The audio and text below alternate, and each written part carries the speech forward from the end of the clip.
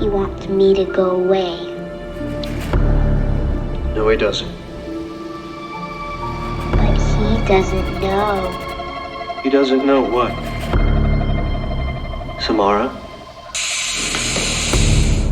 Hey, yo, friends, welcome back to a brand new episode, properly numbered 114 of In Madness Pod with your humble narrators. I am Shawn the Butcher here with Vertebrae33. How's it going? Shawn, I'm going to the country. I'm going to eat a lot of peaches. I'm going to the country. Going to eat a lot of peaches. Hit it. I love the presidents of the United States of America. I don't know why that's in my head, but maybe I'm more because of a the lump wells guy in the myself. country.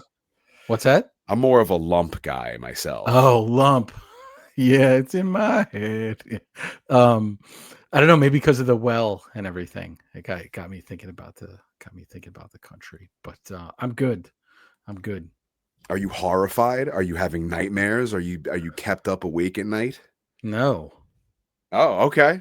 No, So, and that's going to be a revelation as part of this podcast. Oh no! I'm hoping it only gets better on my end. I wonder if it only gets worse on yours. Could you imagine? Wow. Okay. You know what happens when we deep dive on these movies? Wow. Oh, peeling back layers. If there's any, so Vertebrae loves. If you're new here, Vertebrae loves the investigating bits. However, Love them. It works against him at some points because he does his own little investigating bits. And as he says, once he peels back a layer, it's like Weezer's Sweater Undone song. Once you pull the one thread, the whole sweater gets destroyed. Are we adding all these presidents of the United States and Weezer songs to the In Madness Spotify playlist? This is the premiere podcast, In Madness Pod, on the socials at In Madness Pod. Hit us in the mail sack. We will jump into there in our next episode, inmadnesspod@gmail.com. Charlie, we are awaiting your tracking VHS tape aspect ratio response. You could check us out on YouTube. Make sure you like, subscribe, comment, give us the 5-star reviews every week. Don't take a week off. You know us. You know how we don't take a week off. You shouldn't either. Hit the like, hit the subscribe, comment, give us the 5 stars. Check out the In Madness Spotify playlist, which now, after 3 minutes of this podcast, we have already added 3 ridiculous songs just because I like all 3 of the songs that we have mentioned. But we add a brand new song from pretty much every single episode. I added 2 Poison the Well songs because of our last episode. Much respect to Poison the Well. Check out the In Madness Spotify playlist. It has like 10 hours of music. It is insane. Put it on shuffle and just check out everything we've spoken about in these last 2.5 years. If you are listening on the worst day of the week that we now make the best day of the week, happy In Madness Monday. We drop a new episode every single Monday, so make sure you spread the madness. Tell everyone you know about this show, and if you want to represent with a shirt or a mug, go to inmadness.com. Vertebrae, what mug do you have for this episode? So I don't know if I've ever used this mug before, but I'm going to hold it up here. I've got a Vertebrae33 camping mug full of brackish well water, Shawn, if you can see in there. Color out of space water. Yeah. I got well water here. So there's a lot of hair in this water, but it's okay. Yeah, and if you want to, I'm not good at this stuff, as you are, Shawn, but if you want a Vertebrae33 mug, when you go to inmadness.com, you hit the store, and there's In Madness shirts, and there's my shirts, and there's these cool little metal camping mugs there. You can take me with you on your vacations this year. But don't go anywhere where there's big trees with red leaves, and stay away from cabin number 12. But, Shawn, last time I did not watch the entire movie for the first time ever. So I then in turn had to watch the second half of this film and dive deep into it after that and kind of see it for the first time in over, I don't know. It's got to be over 10 years, maybe 15 years. Yeah. Yeah, it's just not something that was on my. I feel like it was a moment in time for me. Okay. It didn't hit my like must watch all the time. But and going into the research, I was looking and it was like they did a lot of. I don't know if you remember this, but they did stuff with VHS tapes, leaving them places to like get people, and you would go to get the VHS tape, and it would take you to like a website address. And in the beginning, there wasn't much on the site, and then it kind of like would eventually take you to the trailer. But there's reports of people having it like under the windshield of their car, or left by their college dorm, or under on a movie theater seat, or that seems like a really cool, brilliant marketing scheme. Yeah. I'm surprised I hadn't heard of that already. But the other thing too, Shawn, is I didn't realize like 2002. This comes out a year after, right, 9/11. So it's interesting. There's certain types of movies that come out post 9/11, and I feel like this one is one of the first ones that comes out that just like rocks everybody's world, like gives it like a change. And this makes a change in horror films moving forward that I think in a lot of ways they're still chasing in the other movies. That being said, we'll get to it. It didn't play out as much. Oh man, we're gonna have two completely endings to this movie, I think. But they're talking about extra things they did. So on the DVD, when it comes out on DVD, there's like an extra part in the menu where you can click, and then you click down like twice, and then the cursed video plays, and you can't pause it, rewind it, anything. It just plays. Creepy. So I don't know if it's on the Blu-ray. I kind of saw it after I had watched it, but yeah, there's a lot of cool little things that they did that I didn't know they did that before, with the marketing thing. I feel like I knew that of like there was heavy marketing with Cloverfield we discussed in the podcast before, but I didn't know that. And also too, one of the other things was like the color green being so prevalent in this movie and feeling like kind of sickly. You see it all over the place. Everything has this greenish, it's washed in this greenish tone. But I want you to take us through the ride from before, and then we get caught up to some craziness here. Allow us to recap from our previous episode, correctly numbered 113, The Ring Part 1. We got this tape, all right? Kills you when you watch it. Hold on, Shawn. Hold on. It's 114. What's our previous episode was from previous episodes. This is 114. So confusing to all of us. See, we should have stuck to the 45.2 system. I'm like, wait, I don't understand. You know what, too, before you get to it, I want to tell you, in taking my notes, it was used to be notes all for like one numbered podcast. So like even titling the Word file, because I have all these notes saved on Word files.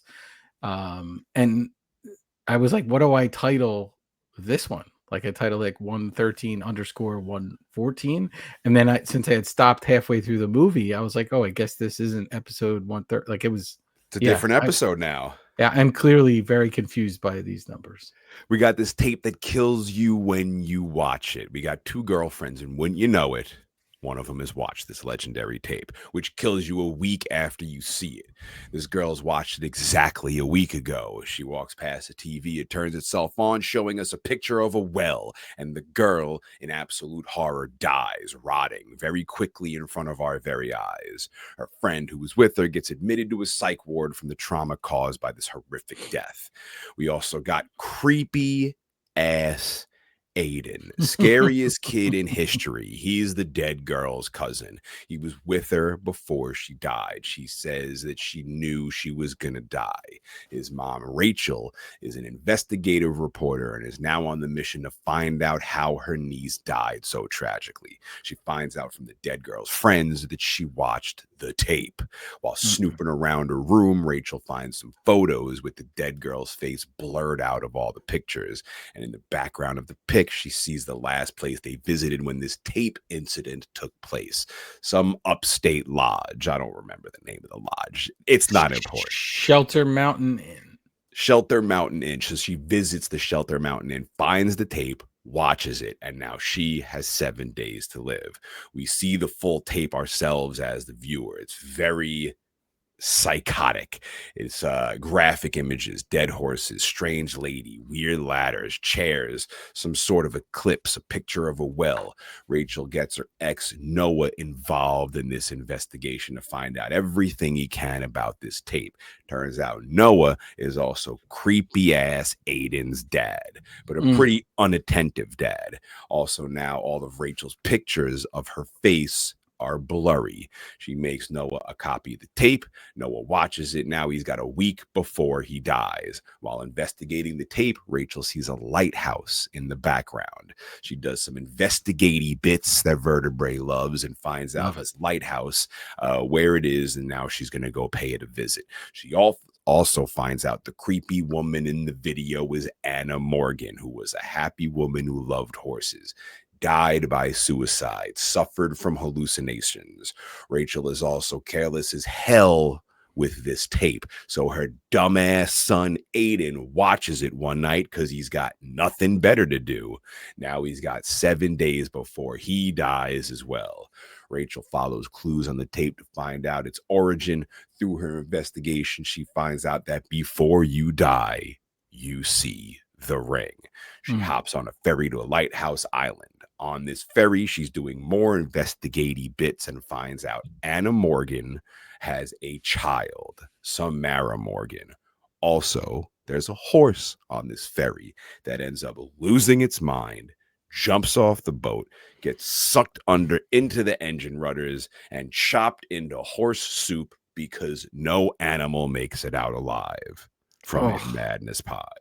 Yeah, so this is where we pick up. So, Shawn, this movie they struggled with. They wanted the rating to be a PG-13 because they wanted to stay away from R rating, because at that time, now it's changed a lot. R-rated films get a ton of people go to see them. They break records all the time. A little bit different at that time. So this horse scene, I wonder if when they went through it, they were like, I don't know how detailed. That's a pretty rough one. The other thing too is this is, until Stephen King's It in 2017, this is the highest grossing remake in history. Sick. So a total worldwide gross of $249 million.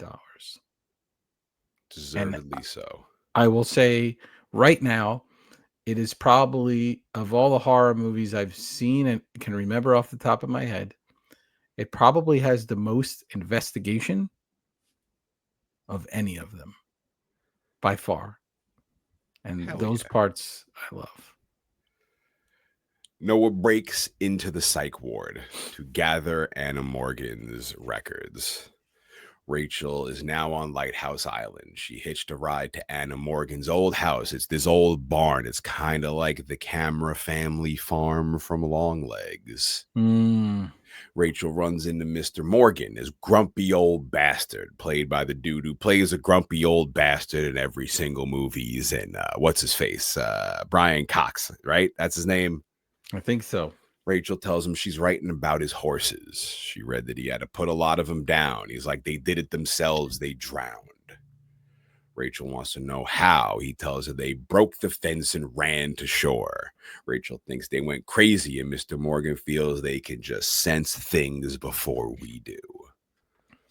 All around the house, Rachel is seeing glimpses from this cursed videotape, like the mirror that Anna Morgan was brushing her hair in. Now Mr. Morgan gets suspicious. Rachel's like, I got this here tape. What is it? Just as he's got this gigantic meat hook in his hand. Yeah, that was interesting. Also, these two characters, Noah and Rachel, not great parents, not great house guests. And they kind of just both bull rush themselves into different situations. Like if you're going to this guy's house, and this is certainly a very tragic, probably the most tragic period of his entire life, and you're just showing up there wanting him to talk about it to you for what reason? I actually think he's being kind of nice in the beginning. He is. He's a little well, when he's talking about the horses, he's pleasant. Once it becomes not about the horses, it's a whole different tone. Yeah, I don't know that I would even let her like get off my property. Like, why are you here? Yeah. He slowly approaches, asking where she got the tape, if that's the only one. But it's not, because she made a copy. So now he's stressed the hell out. No, she's been dubbing these things like it's going out of style. Like mixtapes. That'll lead to later on in the movie, but she clearly has no issue with, just making copies and having people very easily view this tape. Shawn, I didn't ask you in the first episode. You watching this tape? I did you ask me in the first episode, or did you ask me before the episode? I don't remember, but I'm not watching it. I'll leave it for you and be like, go watch that tape. I haven't seen it yet. No, like if somebody said to you the parameters of it, I have a tape that if you watch it, you die. Yeah. Do you believe them honestly, and do you just watch the tape, just like stupid Noah? But like, why take that chance? I mean, see, that's the thing. Like, I could what if I just do this? What if the tape's on and I'm just doing the hand over the eyes maneuver? Do I still? But maybe there's another rule that you don't know about. See, this is also all the rules are clearly laid out now.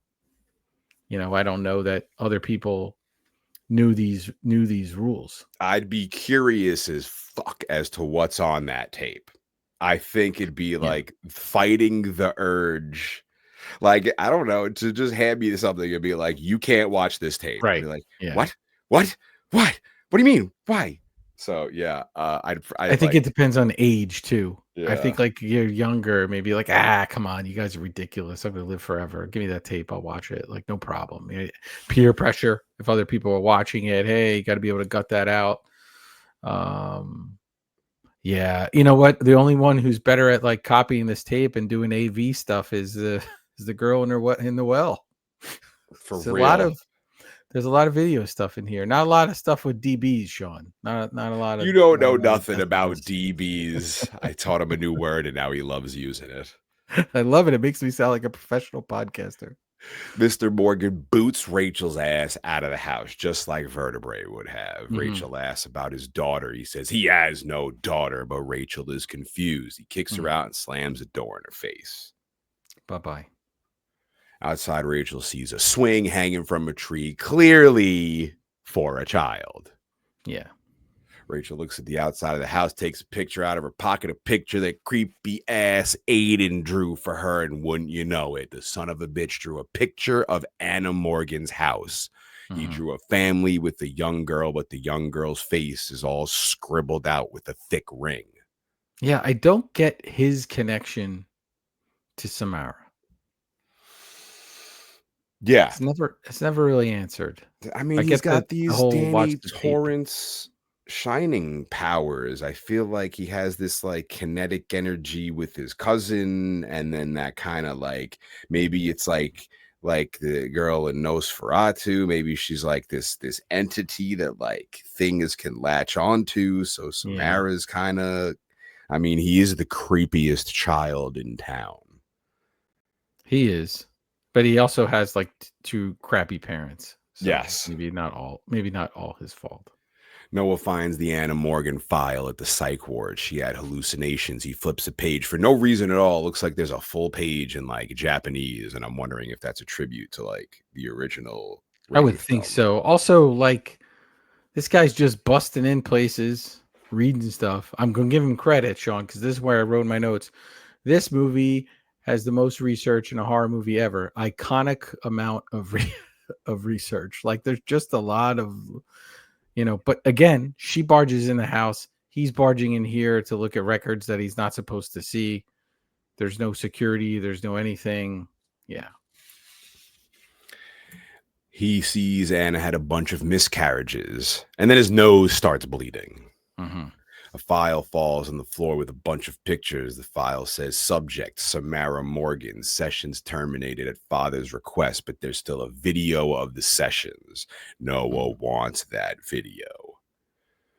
A phone rings. Rachel is calling Aiden. His creepy ass is at home, middle of the living room, feverishly drawing in a circle. We see all his drawings around the room, these large black rings, each one bigger and blacker than the next. That's how I pictured when I was younger, when I dreamt about being a professional artist for a living. That's how I pictured it being, Shawn. Just feverishly just working away and art everywhere. Yeah, just all over the place, like those scenes where they lay out all the evidence on the floor or pin it up on the wall. It's really not like that. It's a lot of like self-doubt and loathing that happens when you're creating. It's not as exciting as Aiden's ability. This is coming direct from his soul. These drawings, these circles that he's drawing, and we see circles everywhere in this movie, Shawn. That's a motif that they carry throughout the entire thing. Obviously called the ring, but they tie it in with other things and they hold on certain shots where there's a circle or a ring of something, a glass or a mug put down and there's some water there. Like they really, really play into this. And it probably got fun when they were doing this too, right? Because, you could find ways to kind of squeeze it in. Rachel asked Aiden how the hell he drew this pic of Anna Morgan's house. She asked where he's seen it. She asked why he drew that house. He says, 'cause she told me to. Uh-oh. Now he's even creepier. Yeah. Who told you to? The little girl. She shows me things. She doesn't like it in the barn. The horses keep her up at night. Mm-hmm. Rachel asks if she still lives in the barn. Creepy ass Aiden whispers, no, she's in a dark place now. This kid is so over the top. Yeah, he's a lot. And is he with the babysitter at this point? Yeah, he's with somebody, some form. Or her sister. I think she ditches him with the sister while she goes to do this investigating. Yeah. Rachel visits the only doctor on Lighthouse Island, asks about the Morgans and their daughter. The doctor's smile immediately fades off her face. Yeah, but then she gives info. Dr. Brasner here. Like, this is before HIPAA laws, Shawn? Like, is nothing sacred? She just willy-nilly. We get another info dump. We get another one. This is like the 999th info dump in this movie. She wants to know what's going on. Rachel tells Doc her and her son are seeing images in their head. She doesn't know how, but it's 'cause of that girl. Doc's like, I haven't heard someone say that in a long ass time. And it's pouring rain when she's there too. All the time. We're in Seven universe here. Yeah. Doc tells Rachel the tragic story of all of Anna's miscarriages. The one day they went away and they came back with Samara. They said she was adopted. Her mother died of complications. The Morgans now had their child that they wanted. They had their horses that they loved. Everything was kosher. All good. Until Anna started coming to the doctor. She was hallucinating. Horrible things burned inside her, but only around Samara. She says she put them there. So where did they find this kid? That's the thing. They don't tell you. They went away, they come back, and they got this kid. Did she make a deal with the devil or something? I mean, Samara sounds like she's been hanging out with the witch family here. Yeah, it's like he just wandered into the woods and picked up a kid. Up a baby and made some soup. And was that, oh God, Jesus, you got me. Was this kid ever like cute and adorable? And like, not that she wasn't cute and adorable, but like when we see her, she's obviously miserable and downtrodden and being investigated and everything. We're going to find out, reveal later on, like where she resided. Was there ever any point in her life that was happy? Were they ever happy to have a child? He clearly wasn't. No. I feel like the complications that killed Samara's mother were Samara's pure evil. Yeah, so it's weird. So like, oh my God. Yeah, I don't know. Doc was also Samara's doctor. Rachel asked if Doc knew if there was anything wrong with the girl. Doc says it's hard work parenting a child that isn't so right. Some people have their limits, she says. Rachel asks what Doc did for Samara. I recommend they commit her to psych ward. And after that, I didn't talk to her. Whoa. Yeah. Yeah. Rachel is stunned that Doc seems so cold about it. Doc's like, times are hard here on Lighthouse Island. Long before the horses started drowning themselves. If someone catches a cold, we all catch a cold. Ever since that girl's been gone, things around here have been peachy. And Rachel is stunned. Yeah, I had in my notes too. There goes my idea of living on an island from President Loomis from the Escape from New York episode. That doesn't. This island is change. We're a few episodes later, and I'm already changing my mind, Shawn. Haunted Island. This is not the one I picked. I mean, I love lighthouses, but not this one. Not this one. Well, I don't know. Maybe. I mean, I feel like you'd still do it anyway. It's like the same as the tape. If it's like, would you watch the Ring tape? I don't know. Would you live on Haunted Lighthouse Island? I don't know. Maybe. Yeah, I feel like my interests and hobbies are morphing to like an old man. I'm like, I like lighthouses now. Look at my mug collection. Look at my bugs and my lighthouses and my books. But this is part of this is the podcast. All of it, because I got to keep up with the bug collection for the podcast. Oh, so you're blaming the podcast? I'm going to blame the podcast. Yeah, does that work? Does that work out for you? Write it off. Yeah, it's all write-offs. Every one of these. Noah's looking for this tape, telling the lovable tape archiver that he's Mr. Morgan. He wants the tape of his daughter, but the archiver dude knows Noah is full of shit. This dude is responsible for all these tapes. He's got a system. He doesn't want anyone disarranging it. I love that he made up his own word. I love that he has a system for his tapes. I also have a system for my tapes. This guy rules.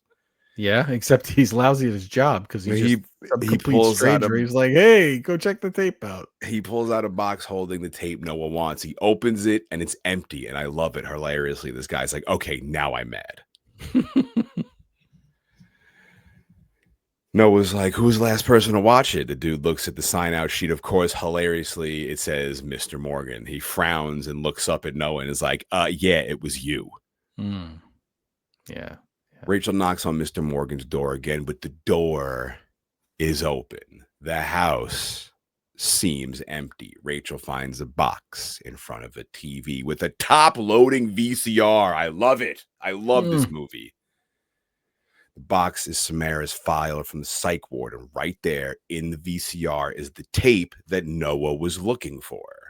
And if you're playing along at home, kids, Shawn prefers not 4-head VCRs, but 2-head VCRs. What top loaders? Only 2 heads. Wait, what do you mean? What do you mean a 2-head? I see, and that's the thing. I don't know the ins and outs of the VCR. It's just not as clear. Like when they got better, they became like a 4-head VCR. You get like a better picture. Well, I have like the regular, like, you know, you put it in, and but I also like just the memory of the top loading VCR. Does it look good on your TV? VHS tapes? No, right? No, it's terrible. Please, terrible. So like I watched something in like 4K that you told me to watch, and I was like, oh my god, I was like blinded. I was like, it's too crispy. Like I put it on the VHS and it's like watching through like oil. Like if I spilled olive oil all over it and then watch the movie, that's kind of I have a working VCR in my basement. Me too. I mean, I love that though. I love when the tracking gets all shitty and it's like I love that shit. It's just it's got such charm. I think there's a good possibility. I'm not 100% sure, but there's a good possibility that I threw away a lot of my VHS tapes. I have a bundle, a big Tupperware bin full of VHS tapes. But I'm gonna see because now I'm curious. I have cassette tapes. I got tons of. I threw away all my cassette tapes. I have cassette tapes and tons of CDs, box after box of CDs. I cannot remember if I have VHS tapes. Yeah, my goddamn! Please, I threw one in because it's the Incredible Hulk and Spider-Man from like '86, the cartoons, and I threw one in to watch it, and the tape. So I rewound it, and when it gets to the end, it goes ding, and it hits really hard. The ding, snap the tape because it was like so old and brittle. But like, I feel like I could just open that shit up and like like get some glue and some tape and like just wrap it around the little twiny thing and like I fix love it. this. I love I want a Yeah. montage of I you want to fixing a repair it. Yeah, I VHS really tape. I want to watch repair that tape. I can't fix my roof or anything in my house, but like I need to repair this VHS tape. I mean, maybe you could, use old VHS tapes to repair the To repair roof. my You roof, kind of yeah. do both at the same time. Rachel hits play on this top-loading VCR tape, and we see poor Samara in a padded cell just watching hours and hours and hours go by. She's hooked up to all these monitoring devices. The docs are asking what's keeping her awake. They're showing her pictures she drew, asking her how she makes them. She says, I don't make them. I see them, then they just are. She asks about her mommy. She says she loves her mommy. The doc says, but you don't want to hurt your mommy. You don't want to hurt anyone. Samara says, I do, and I'm sorry. It won't stop. She says, Daddy is going to leave me here. The doctor's like, he just wants to help you. And she goes, not Daddy. Doc says, Daddy loves you. She says, Daddy loves horses. Then we see standing behind Rachel in the hallway, completely unbeknownst to her, is Daddy, Mr. Morgan. Uh-oh. Yeah, and so Shawn, this scene with her in the cell here, you're starting to get a clear glimpse of her in this like little gown, this white dress, and then the long black hair. And these characteristics become a big deal in Japanese horror, and then American horror picks it up for these, few of these movies, and it just continues on. It becomes a new trope in American horror. Whether it existed before, I'm not really sure. Certainly you get some Exorcist, some Reagan from Exorcist vibes, right? Because she was in the nightgown and everything. But I think the long black straight hair accompanied with that is where that kicks off, and then I think it gets copied over and over again. I'd love to go back and find out who was the first person to have a kid draw creepy drawings. What movie was the first? Was that in a movie in the 50s? Was there because that's something that just gets carried on and on and on. Who's the Nosferatu of Aiden's? There has to be somebody, right? Yeah. If you know this, write in and tell us, because there has to be somebody first where it's creepy like kid in a movie, or first. Yeah, I mean, it could be like 2 seconds, where like old monster movie where the kid's drawing the monsters before they show up or something. But Samara says Daddy wants her to go away, and then creepily she says, but he doesn't know. Doc's like, doesn't know what? She looks up and the tape just cuts to static. Rachel gets up and this old angry bastard whips her in the face with like chains or something, knocking her on the ground. He says she's never going to whisper in my fucking ear ever again. Picks up the TV and just walks away with it. Rachel's like, what'd you do to her? She's your daughter. You killed her. And when your wife found out, and then he goes, my wife was not supposed to have a child.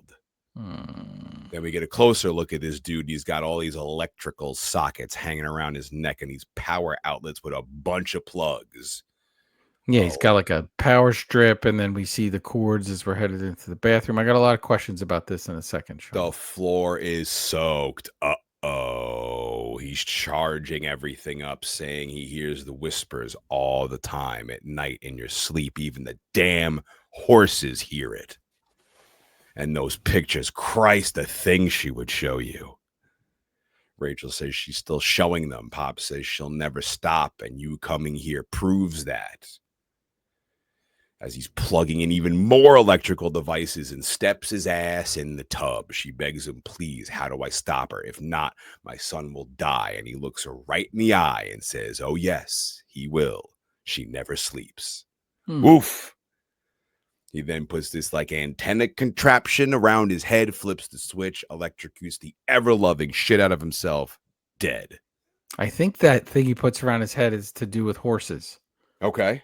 Like, I think that's the thing they kind of put over their head. But a couple of things about this. One, this is all this like stacking of TVs and stuff. This is incredibly elaborate to just like electrocute yourself in the bathtub. Like, you didn't need all those cords and all those. Like, it's very dramatic. Make sure he gets the job like extra done. Her connection to videotapes and the TV, and now he's using TVs. You know, it's a little much. It makes for a funky scene, and it's certainly dramatic. Ironic, don't you? He think? he didn't. Yeah. Oh God, you're gonna put that on the. I mean, it's a great song. Atlantis fucking rocks. So okay, put it on. But I need to hear you sing another part of it. No, we don't have to. We're good. Come on. I always do it. But anyway, like the whole stack of TVs and the fact that he even hits her. Why did he hit her? To go get the TV. Like I didn't get it. Why he made such a deal, and then when she steps in the bathroom, there's a bunch of water on the floor. I don't know how it's staying in the bathroom and not just all flowing out of the bathroom. That was like, how did it pool up, Shawn? And then it got me thinking about this is, listen, you're on the radio, you talk to a lot of people. People say a lot of like random things that annoy me when I hear them. And so many people say chomping at the bit when they refer to like the bit that's in like the horse's mouth. And you're going to learn this on In Madness podcast right now. That is incorrect. Okay. It is actually champing. Champing at the bit is the correct phrase. So, okay. I know I thought of it when he had the horse thing on because I think that thing he puts on is something connected to the horse. That may be where they put the. So what does champing mean? That part I don't know. Oh, we're gonna have to figure it out, I guess. It's like it's basically like nibbling on something. Yeah. So it's not chomping into it. It's like I guess semantic, but the original phrase was. It's like maybe the post tense of champing is chomping. No, that's not it. It's a different word. But I love it. That and when people say like, oh, I like certain bands like, the Poison the Wells of the world and the Obituaries of the world. They say like stuff like that when there's just you could just say obituary and Poison the Well. There's no reason for a lot of sports guys do this. Talk to some of your coworkers about this, Shawn. This needs to. This is exactly why I don't. This needs to stop. There's your interlude. That's a direct line to my brain when I watch movies. This is exactly if I just everything that's coming out, this is what happens. So this is why nobody wants to watch movies with me. Rachel's screaming bloody murder, watching this dude electrocute himself, and up from behind her runs stupid Noah, who calms her down. Rachel takes a picture this little freak Aiden has drawn for her out of her pocket and hears his words in her head. She doesn't like the barn. The horses keep her up at night. And she sees these like little like horse fetuses in the picture that he drew. So Rachel and Noah head to the barn. They flick on a light, and there's a ladder, just like in the creepy video, leading up to a little room at the top of the barn. Rachel finally feels like she found what she's looking for. Climbs the ladder, and we see this creepy room inside the barn. It's got a little chair and a TV and a bed where Dad kept Samara. Oh, and there's like a carousel thing on the floor by the bed that's still spinning, and everything's covered in this like film of dust. Why, Shawn? Why did he keep this room? One, why did he keep his daughter there? I don't know. Two, why did he keep it intact after she's gone if he wants nothing to do with this at all? Presumably, this is a long time ago, right? That this happened? How many years ago is this supposed to have happened? I don't know. I don't remember an exact number. It's funny with the timeline in this, doesn't it? When they show the mom and everything later on, it feels like it's old timey. Like it feels like it should be a lot older than that guy should be a lot. But this leads to a really, really cool shot when they pan out and you see the two of them in that room with the ladder going into the darkness and stuff. There's a lot to be said. There's even like he makes her have a rock, and she has a little rocking horse, but there's horse wallpaper too. Right, that's on the wall. These little heads. So it's Dad loves horses. I hate you. I love horses. Right. So she's going to get her revenge on all these horses. Dad kept her there. Mom went crazy. Dad blamed Samara, so he kept her in the barn. Noah notices like this wound in the wall. It looks like it's almost bleeding. They tear off at the wallpaper. There's something burnt into the wood. Rachel pulls back her sleeves and sees this burn mark that Samara left on her arm. They tear the paper off the wall, and there's the tree, the lone tree from the top of the hill in the video, but Rachel says it's the same tree from Shelter Mountain, the lodge where the kids watch the tape. Yeah, it's very cool. I guess, are we to believe that she's burning that with her brain, she burned this into the wall.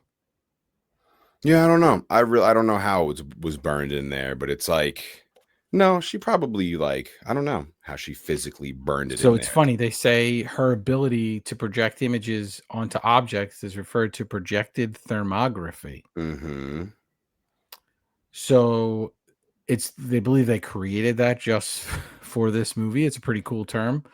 So like it says in my notes here, I forgot I looked this part up, is she can imprint images onto film and videotape, also Mm-hmm. project images into people's minds, which we know. Mm-hmm. And it does say she literally burns images onto other objects, like the tree burned onto the wall Yeah, in the room, I'll buy according it. to some of the notes. So she's able to burn these images into your brain, Sick. into other things at the same time. That image of that chick in the beginning in the closet is burned into my brain. Yeah, for sure. Absolutely. And something coming up is also burned into my brain. But we're at Yes. day 7, ladies and gentlemen. Her time is up. Rachel's last day. They're back in the cabin right where they started, where the kids watched the tape, where Rachel also watched the tape 1 week ago. She says she's dead. Aiden is now Noah's problem. Noah gets mad that she's giving up, and probably because he has to take responsibility for this creepy child he wants nothing to do with. He says something led them to this room. He freaks out, smashes some stuff, knocks over some convenient marbles that all roll to the middle of the floor. Yeah, they just happen to have marbles there. They tear up the rug. And once again, like the Riddler's plan in Batman and Eric Knox's plan in Nosferatu, right under the rug is everything. The large black ring with like mold and moss growing out of it. So they get to chopping, and under the floor is this creepy ass well. They pull off the top and they look down into this abyss. TV in the room above them turns on. The water begins coming out of the TV, covering the floor. The screws begin unwinding and lifting out of the floor. Rachel drops a rock down the well, and Noah's like, do you think she's really down there? Yeah, I think that's really cool when you see the floor go up and like the nails from the floor kind Like of rise Evil up Dead, slowly. kind of, yeah. Yeah, you know, Sean, I watched the trailer for this because it's on the, they put it on the DVD, or in this case, the Blu-ray, and they give almost the entire movie away. And they even show this part where the nails are being pulled up out of the floor. And I'm like, why even show that? Like, it's so cool in this setting. And I'd never seen that before. But yeah, those trailers, some of those through the 80s, 90s, and into early 2000s, all trailers just gave entire films away. I think they try to do a better job now. I mean, because they're always chasing spoilers. Yeah. But there is always one scene in there that when you finally see it, you're like, oh my God, that was like at the end of the movie. Like, why would you show Why would you this put in it in the a trailer? trailer? Yeah. All of a sudden, 1,000 friggin' flies shoot out of this well, causing all this commotion. So the floor above them breaks. The TV slides down on this ramp, hits Rachel, and I'll be goddamned if it doesn't knock her ass right into the well. Even in the theater, I remember being like, oh my God. Noah screams for her, but she is gone. She wakes up in the water at the bottom of this well. An absolute nightmare. Yeah, I mean, good for her. She woke up. That's not bad enough. She looks at the wall and pulls out bloody fingernails, just like in Silence of the Lambs and Buffalo Bill's little makeshift hell he created. Horrifying. Noah is running for a long hose to get Rachel out of the well, but the goddamn lid of the well begins closing by itself. If that's not bad enough, Rachel, looking around in the water with her flashlight, finds a huge clump of black hair. Oh my God. Yeah, and thank God she's got this waterproof Flashlight, yeah. Flashlight with her, very convenient. Could you imagine this happening in the dark? Could you imagine in the dark you feel hair in the water? Oh, I'm getting chills just thinking about it. A hand reaches up out of the water and grabs Rachel, causing her to have this like flashback. Mm-hmm. We see young Samara standing in front of the well, all white, beautiful hill with horses, tree, the tree from the lodge, the one in the video. Mother approaches Samara from behind, wearing all black. From the front, we see this young girl's face, Samara. Mother comments on how beautiful it is outside, how things will get better. As she covers Samara's face with a bag, suffocates her, and throws her ass down the well. Oh, Insane. brutal. So brutal. And then what happens, Shawn? Samara, underwater, bottom of the well, wakes up, and what appeared to be an eclipse throughout the duration of the video and the movie that you see is actually the lid of the well being shut and the light surrounding it, which I think is absolutely brilliant. Yeah. So beautifully executed, no pun intended. Mm-hmm. Hence, before you die, you see the ring. I feel like it's like poetic. This is how it's done, kids. Yeah, that was really cool. And that was a big... We are how far into this movie, Shawn? We're an hour and a half into this movie. Okay. So now we get this reveal of the ring and what the ring is really about. An hour and a half in, and we still have not gotten to the most iconic scene in the entire film. That's insane. There's only 20 something minutes left in this movie, and we haven't even gotten to that yet. But we've gotten to this other reveal. And part of the reason, Shawn, that this matters so much is all of the investigative bits that I love so much in the beginning of the movie, because we took a ride with them as they were figuring this stuff out. And they've given us all the pieces and parts, and now they're about to put it all together for us. Rachel snaps out of her hallucination. The mark on her arm fades. She's in shock. Samara was still alive in the well before she died. Insane. Brutal. Rachel begins frantically searching under the water, and wouldn't you know it, pulls Samara's body out from the water. She immediately deteriorates, and now Rachel's standing there holding bones. Noah's yelling, "It's past sunset," checking if she's alive. She did it. She beat the curse of the ring. She put Samara's bones back in the water. Later on, all the cops are there telling her to pull Rachel out of the well. This was also a Simpsons episode where Bart gets stuck down at the bottom of a well. Noah says they're going to bury Samara's body in a proper grave. It's all over. Why would you say that, Noah? He's never seen a horror movie. He's never seen a horror movie. Rachel still doesn't get it. Anna Morgan wanted to be a mother so bad. She finally had a child. How could she have murdered her? Samara just wanted to be her. Sometimes kids yell or cry or draw pictures. Oh, shit. They immediately realize, they're like, oh, duh, Aiden. Maybe we should pay more attention to this little creep. Yeah. Noah's like, I can't imagine being stuck in a well like that. How long do you think you would survive? And guess how long, Rachel says. 7 days. 7 days. Just wrap things up neatly in a little pack. Imagine being suffocated, thrown into a well, surviving, and then having to like die for 7 days in the dark. No, I don't want to imagine that. It's awful. Here's creepy Aiden laying in bed. Like he's laying like he's dead in the middle of the living room. He's sprawled. I don't get this. So he's Shawn. doing his best chalk impression outline. He's sprawled out on the floor. Who's watching like every chalk impression? Like he's like got the one arm out, the one arm down, the one leg out. Yeah. Who's watching him? Who's watching Aiden? That they let him just sleep on the hardwood floor like that? There's no way. Shawn, if you fell asleep on your floor, you wouldn't be able to move the next day. Like with your kids, you stayed at somebody's house, you crash on whatever. Now, forget it. But who's watching this kid?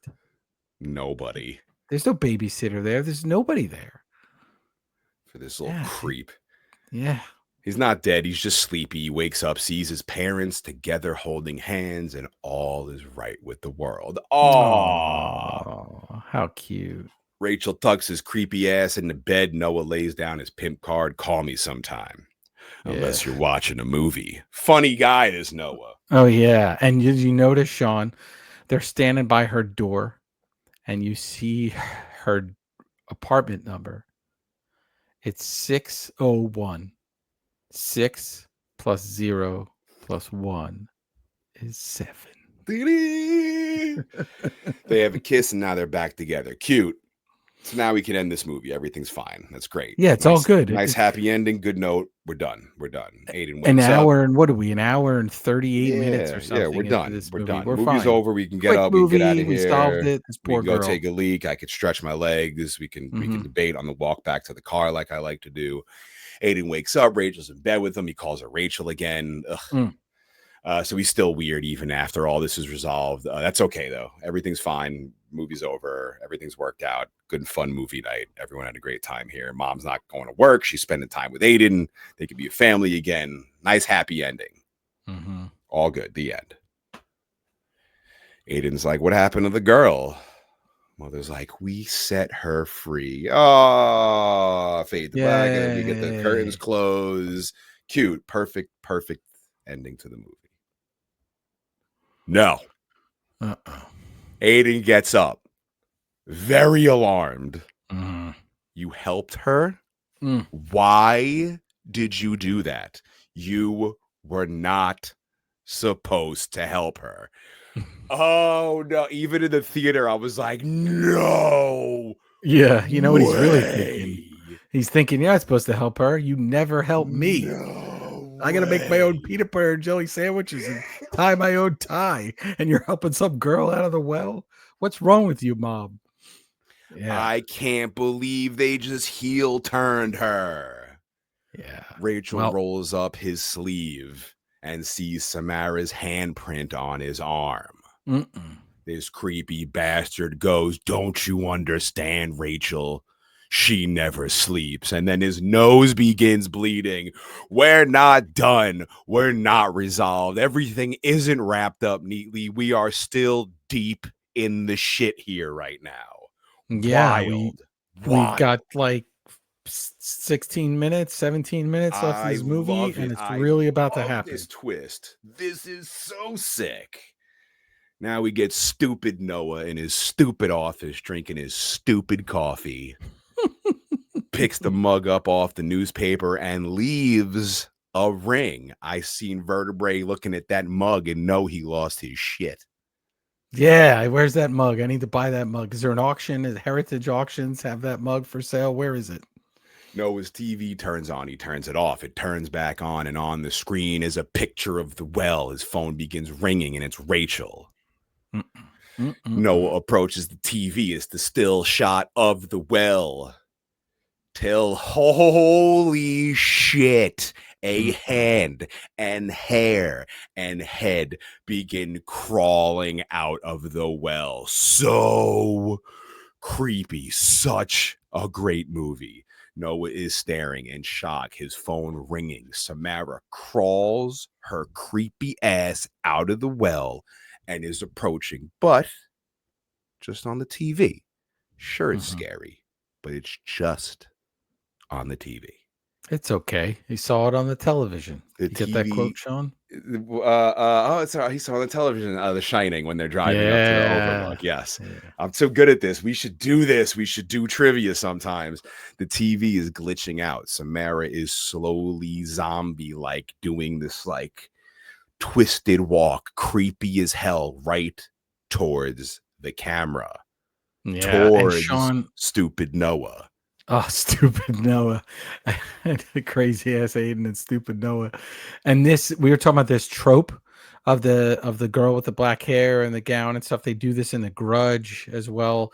But its origins come from a Japanese concept of vengeful spirits. And I will pronounce it incorrect, but it's like onro is the word, but it's vengeful spirits. So this is rooted in folklore and gives it a great base to work from. But that's not what anybody's caring about right now. She's walking right towards the camera, towards Noah.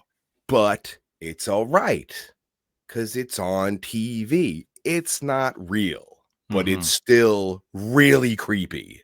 Yes. The TV begins dripping water. which, my friends, brings me to my second. Yeah, my second. Milking of the alpacas moment. Often imitated, never duplicated. Mm. Samara crawls her ass out of the TV right into stupid Noah's apartment. Yeah, and she's like glitching and Ugh. glowing and in Ugh. black and white, and She's got the TV effect still on her. Yeah. Insane, mind-blowing, iconic, legendary, Mount Rushmore, just like you name it, like this is that. Mhm. I wonder what Carpenter thought of this. Mm. Your biggest fear turned into reality, the blanket of safety, the TV. It's only a movie. It can't hurt you. It's gone. Imagine Freddy comes out of the screen, Michael Myers comes out of the screen, a xenomorph comes out. Insane. I'm surprised they didn't try to it wasn't a thing at the time in 2002, but imagine this in 3D. Fuck. Have you seen have you seen like somebody did like the Comic-Con, the cosplay of that? Like it's like a TV and like they're in it, but like they're Samara and they crawl out of the TV. It is Nice. So sick. You know how many people, I was going to say girls, but I would say men and women with long hair like did this probably for Halloween, or like just standing there with the hair all in their face, like just like yeah. She crawls out of the TV, dripping wet, on the floor, gets up, she glitches out and vanishes. And when she glitches back, she's right in front of Noah, which scared the shit out of me. Mm-hmm. Noah falls back, injures himself. He's bleeding all over the place. Samara is stalking him. She's just above him, following. She's like glitched out. She has the VHS effect on her. She picks up her head. Her hair moves from her face. She looks deep into Noah's eyes, and we get this quick shot from the video, the ring, and we see Noah quickly deteriorate, just like Katie did in the beginning. Mm-hmm. Dead. Rest in peace, stupid Noah.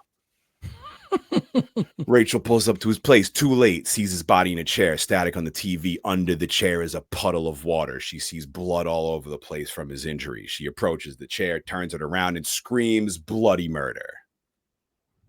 Goes back home to creepy ass Aiden, yells at him to go to his room, and she screams and smashes the tape to pieces. But before that, Shawn, she's there, and like his girlfriend is showing up, and she has another chance to kind of redeem herself as a human being and like stop her from going upstairs to see this guy and the shape he's in, and she doesn't. That's a weird moment. Where was she going upstairs to see him, or was she like leaving? Well, where would she be leaving from? Yeah, I don't know. But either way, why aren't you telling this girl? Saying something, yeah. Yeah, that's mean. There is, I'll say it right now. I was going to wait till the end, but I'm going to say it right now. There is not one person in this film with any redeeming quality. There isn't. There's no hero's journey. No, there's no hero's journey. There's the just lodge guy. And I have some details guy.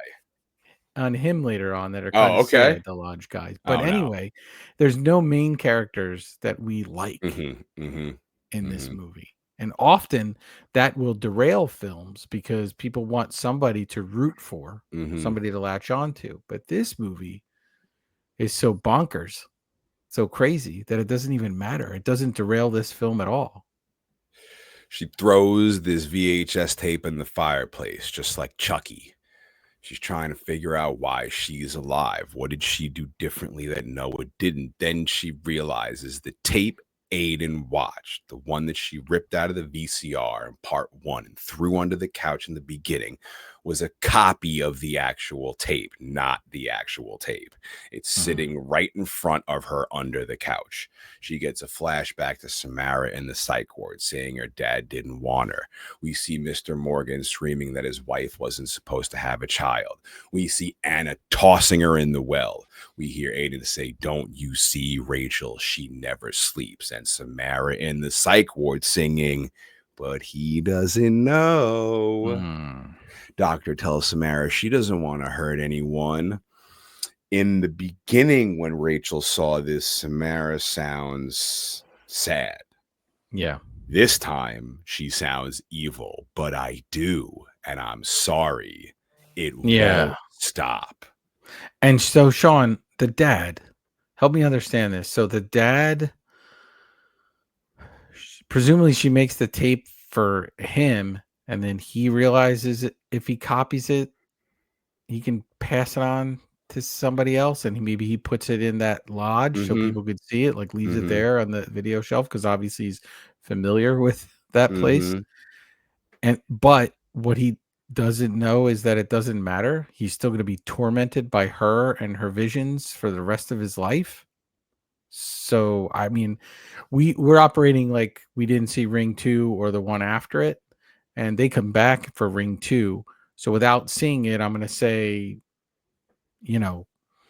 he knew the rules a little bit and their lives would be tormented in the future. But I guess I'll find out when I eventually watch it. Oh, good luck to you on that. We also get a quick shot of stupid Noah's deteriorated face, which you originally thought you got away from when Rachel turned him around the chair. They didn't show it, but they do quickly show it in this Samara flashback.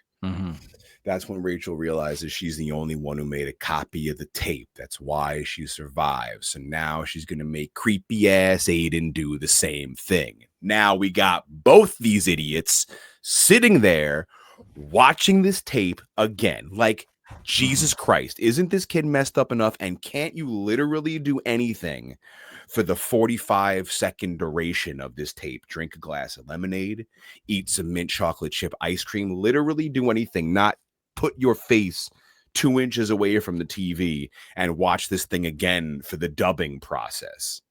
Also, what a really mean plan. Brutal. Therein lies the question. What movie did we cover recently? Oh, Long Legs. Okay. Mother approached with horrible, opportunity, has to take this opportunity to protect her child. This is exactly what Rachel is doing. Vertebrae in the ring situation. Your daughter watches this tape. No. Are you dubbing the tape? Well, that's not happening because I'm not dumb enough to leave that tape out. This is not. I don't even have to answer it. There's no way that tape was left out for anybody in the first place. And then Honestly, during I the probably dubbing would have. process, are you both watching it again? No, she's not there. Nobody's there. Nobody. I'm gonna have my wife watch it. I'm not inviting Shawn over to sit in the igloo and watch it. This isn't happening. This is mine, and I have to deal with it. That's what called being a good human being is about, right? Why you want to spread this? Listen, Rachel and Noah have proved to us over and over again in this movie that they're lousy parents, they're a lousy couple, and now they're no good for the rest of the world, too. There's a comment on our previous YouTube episode. Somebody said, I find it very endearing how Vertebrae is always baffled by bad parenting. And I'm like, that's because Vertebrae is fucking dad of the century. That's why. Yeah, I don't get it. Why these people don't care. But did we finish, Shawn? Wait, is there one more bit? Aiden says she's gonna keep killing. She'll never stop. But Rachel insists he'll be okay. He's concerned about the person they show the tape to. What's gonna happen to them? The camera zooms in on Rachel's concerned face again. We see the well. But right before the hand creeps out, the tape cuts to static. It gets louder. We get another quick roundhouse of images from the tape. And finally, the ring. Cut to black. The end. What a great friggin' movie. And so, Shawn, on this viewing of The Ring, having not seen it for a long time, I was 100% sure that we got more than one scene where she crawled out of the TV. Because I remember in my mind, You think they doubled up on that? It was iconic so moment? epic that it had to have lasted longer. It had to have been more. And that's how impactful that scene actually is, right? Because it is not that long of a scene. We are way late in this movie when it happens. And it's still ingrained in everybody's brains. I wonder what people think when they see this for the first time. Young people, is it too played out by now? I don't know. Was it in the trailer? No. It wasn't. No. That part wasn't. Good. Yeah. So I watched how did you watch this movie? On my old DVD that I have. Did you Okay. remember the part at the end where like the heel turn? Did you remember that, or was your mind blown again About the tape thing? about Samara like being evil when Aiden's like, "Why did you help her?" Did you remember that part was going to happen? I did once they were in the bed. I Oh. forgot that there was. I thought there was more than one well part, and I forgot. I 100% forgot that they copied the tape and gave it to other people. It just escaped me. I think I was stuck Mhm. on other things, so that Mhm. was a surprise. I remember the bed, them talking in the bed about that reveal, but I don't know why I didn't remember the end. I probably because I think it really annoyed me the first time I saw it. Like I didn't like those people already, and now I didn't like them even more. But I watched it on the Blu-ray, and they had the same DVD extras are on there. So there's some deleted scenes which I want to talk about, and there was also this thing called Rings, which was like this short film that they did, which kind of is almost like a sequel, a lead up to the sequel in Ring 2 that was on there. It wasn't very good at all. But some of the deleted scenes, Sean, uh, there's a scene where Noah tries to play the tape in like a Best Buy. Like he runs in and tries to like put it there, I guess to like get it out on other people or something. I don't know where that would have fit.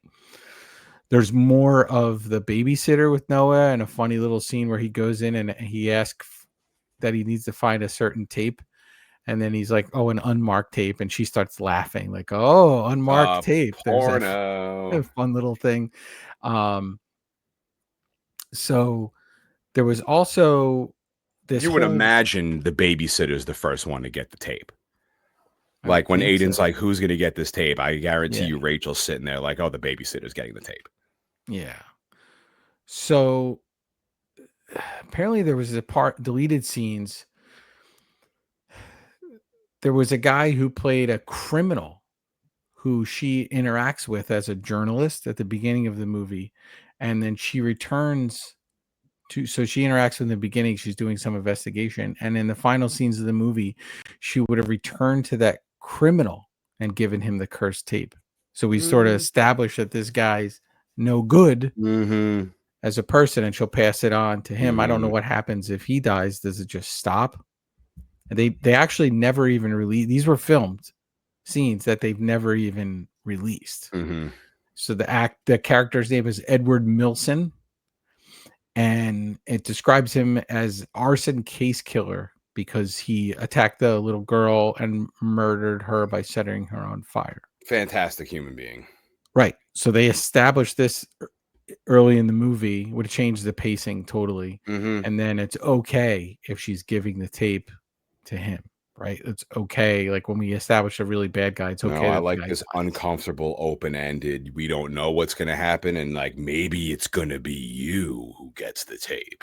Right. We do get there's a couple like video store scenes where she's being mocked by the clerk of the store and stuff. And there's a second scene that was supposed to happen at the end of the movie where she puts the cursed tape in the employee pics of that video store. Oh, cute. That's brilliant. So we see that. So she goes in and the guy's kind of making fun of her movie choices or whatever. And then she goes back in. That would have ended up, I think, really being more of a statement on movie store culture than it Mm. would be society at large. You know what I mean? Mm. Like just kind of individualized it. But the saddest thing was a deleted scene was where the innkeeper body would have been discovered. And then there would be TV. There would be a TV has water around it, and then he scrawled rings in his notebook, and there's maggots on some food. So our happy-go-lucky innkeeper friend would have died, and they took that out. I don't I think there don't was like any. that. I don't like Right, that at all. right, right. I don't think there was any reason for that. And then the other thing I wanted to tell you, and we're talking about this tree. So it's a Japanese maple. And if you plant it in like super sunny places, it's supposed to like burn the leaves a little bit, which gives it that reddish look. The fruit the tree produces is called the Samara. Oh, look at Yeah. that. Yeah. It's pretty cool. That's a gnarly It's bit if there ever was one. here's the next level of this. And I can't take credit for this because this part I saw on Reddit. But the tree is toxic Mm. to humans Mm. and animals, Mm. except horses. Wow. That's crazy. So I kind of like looked up the first fact and was like, oh man, this is this tree and the fruit ended up being samara, which is really cool. And then when I was trying to look up about it more, somebody else on Reddit, I should have had his username down, but it's an old post, but said that this was actually toxic to humans and animals, but not horses. Pretty crazy. Allegedly, maybe. Don't Yeah, I feed your guess. horses this leaf based on us saying it on In Madness Pod. Oh yeah, don't try it out. No, it's poison to everybody. Don't give that a chance. But Shawn, do you think she was killing the horse? Like she was driving the horses insane to jump in the water, right? Just like on the boat. Yeah, it was like she doesn't like the horses. The horses keep her up at night. Yeah. Yeah. Yeah. No. Yeah. And she was like, "You love these horses so much? Watch what I'm gonna do." Yeah, no, Mm. I feel like she was like a witch, like Damien in the Omen. Like she was just born evil, and that's how her mother died. And then But they all deserved it. They were all lousy people. yeah, well, yeah. But I mean, her original mother, the reason she was up for adoption, like that's how she died, just by Samara's pure evil, is what like killed her when she was born. And then So maybe that's the only person in this movie connected to this movie besides like the innkeeper yeah. and the babysitter.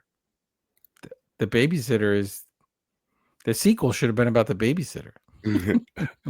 Not the mother screaming Aiden's name over and over again. But I mean, with that, I love this movie. I will watch it again. I do try to watch it like maybe not every year, but at least every other year. It is so iconic. It's got those like, those Halloween moments where we said every like 5 minutes was an iconic moment in Halloween. Like The Ring has a couple, but like I love watching them. They get me every single time. And like Katie in the closet in the beginning gets me every single time. Like it's such a killer film, and it's so well done, and I love the way it wraps up, and I love the way it twists at the end, and like and the comedy and like the horror. It has everything that I want in a movie. I feel like it's like a perfect movie. Are we gonna do? I mean, I know we're gonna tease at the end of this. Are we gonna watch Ringu and cover it in our next episode? We should. If I get the time before we record. Well, we'll see it eventually. If we can't Yes. do it for the next episode, Yes. we will do it. So with that, you got all your bits in. You're happy with a Ring episode 114, appropriately numbered. Yes. I love this movie, and I can't if we end up doing a sequel or whatever, I'll make fun of it probably. But Ringu, I'm looking forward to watching eventually, if not for our next episode. However, for our next episode, we are leaving it up to the In Madness family. Do you remember the movies that we picked? No. Oh, no. So I picked the first one, and then you picked the second one, and then you're like, I love a good theme. So then based off your theme, we then chose our third movie, but based off of our very well organized Excel document of movies, we discovered that we don't have too many movies with that letter. So we're basically just doing that whole block of that letter for the In Madness voting poll. So, I do. It's going to force us to put another song on the In Madness Spotify playlist. I sure hope so. It's going to make us put on. Oh yeah, that's okay? We got. I mean, I pitched. We're gonna do something a little different.